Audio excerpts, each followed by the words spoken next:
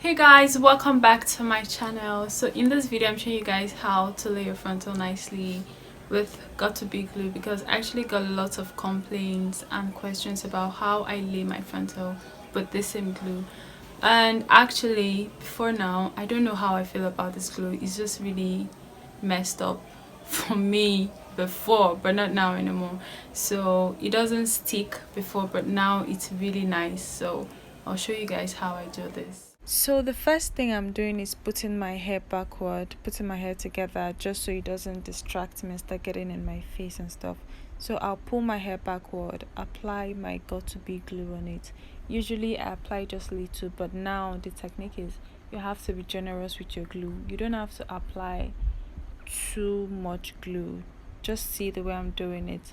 Not too much, not too little. And then I blow dry the glue and then wear my frontal back. So after doing that, I just I'm talking too much. So after doing that, I arrange the frontal with my hand and I blow dry again. After blow drying, I just tie my scarf on it just so it can stay properly. Usually I do this before wearing my makeup and before I do every other thing I have to do before going out.